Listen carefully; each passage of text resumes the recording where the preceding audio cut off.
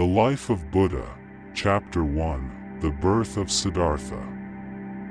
Long ago, at the foothills of the majestic Himalayas, there lay a small yet prosperous kingdom called Kapilavastu.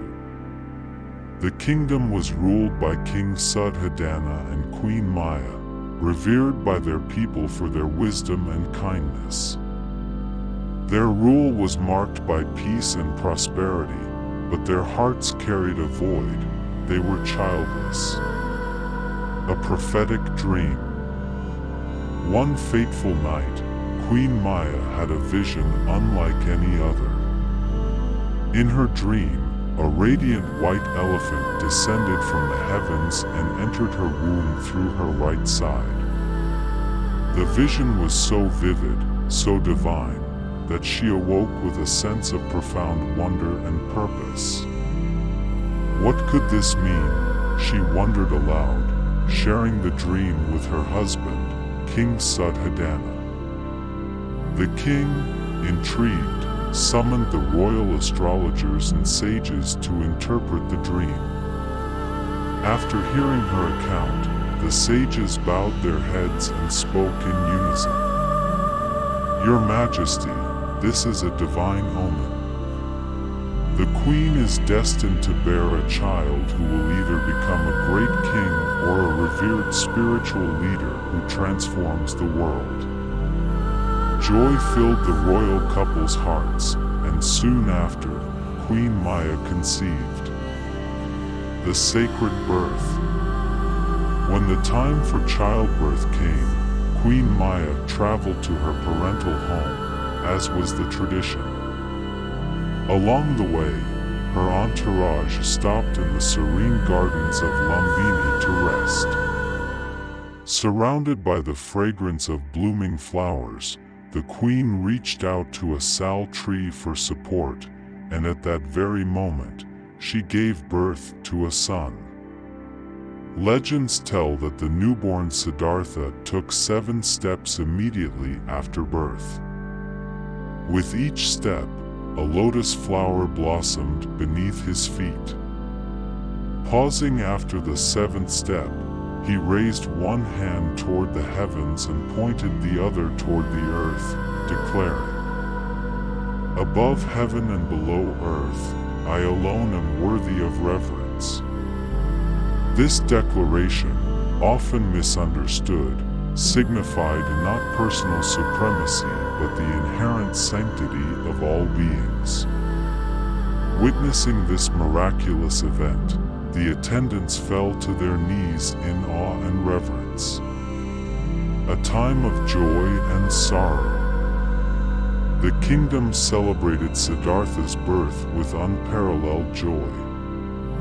Yet, this joy was overshadowed by tragedy when Queen Maya passed away just 7 days after giving birth. Devastated but resolute, King Suddhodana vowed to raise Siddhartha to fulfill his extraordinary destiny. Siddhartha was entrusted to Queen Maya's sister, Mahapajapati, who cared for him with unwavering devotion. The royal astrologers reaffirmed their earlier prophecy, cautioning the king. "Your son will walk one of 2 paths. He will either become a universal monarch or renounce the world to become a spiritual savior." King Suddhodana, determined to ensure Siddhartha would follow the path of kingship, resolved to shield his son from all forms of suffering. The exceptional child. From a young age, Siddhartha displayed qualities that set him apart. His radiant presence and natural grace captivated everyone around him. He excelled in academics and martial arts, outshining even his tutors. But what truly made Siddhartha remarkable was his deep sense of compassion and introspection. One day, during a harvest festival, while others celebrated joyously, young Siddhartha wandered away from the crowd and sat beneath the shade of a tree. There, he slipped into a state of deep meditation. Even at such a tender age, he seemed to seek something beyond the pleasures of the royal palace. Witnessing this, King Suddhodana was both awed and unsettled. It became clear that his son was no ordinary prince. The visit of sage Asita. The royal court was soon visited by an elderly sage named Asita, a revered figure whose wisdom transcended generations. Holding the infant Siddhartha in his arms, Asita began to weep. The king, alarmed, asked, "O sage, why do you weep? Does my son face an ill fate?" Asita replied with a serene yet sorrowful smile. "Your Majesty, there is no ill fate. This child is destined for greatness. He will achieve enlightenment and save countless beings. But I weep because I am old and will not live to see the day he fulfills his destiny." While the king felt a sense of pride, Asita's words planted a seed of anxiety in his heart.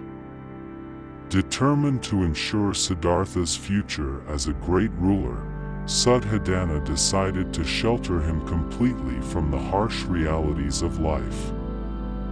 A life of luxury and isolation. Siddhartha's childhood was spent in an opulent palace where every desire was met, and every form of suffering was kept at bay. Lavish feasts, beautiful music, and games filled his days. The king ensured that Siddhartha never saw illness, old age, or death. He believed this would keep his son tied to the path of kingship. Yet, even within this golden cage, Siddhartha's mind often wandered. Gazing out of the palace windows, he would ask his father, "Father, what lies beyond these walls? Where do the birds fly, and what is the world like beyond the palace gates?" The king would smile and reassure him, "Everything you need is right here, my son. The world outside is not worth your attention." But Siddhartha's curiosity only grew stronger. He began to sense that the answers he sought could not be found within the confines of the palace. A prelude to the journey. Thus, Siddhartha's early life was marked by a profound duality, the splendor of royal privilege and an unquenchable yearning to understand the world beyond it. Though he was surrounded by luxury, his heart remained restless. Little did he know that this restlessness would one day lead him on a journey that would change not only his life but the destiny of countless beings. In the next chapter, Siddhartha steps beyond the palace walls for the first time, encountering the raw realities of life, aging, sickness, and death, and discovering the beginnings of the path that would lead to his enlightenment. This translation provides a detailed and engaging retelling of Siddhartha's birth and early years, setting the stage for the profound transformations that follow in later chapters. Let me know if you'd like any further adjustments. Thank you for watching until the end. I'm Meganeko Awai, the granddaughter of far-sighted Bluesy. If you enjoyed this video, please support us by liking and subscribing. I'd be very happy if you could share your thoughts and ideas in the comments. I'll be sure to bring you more enjoyable content next time, so don't miss it. See you again in the next video.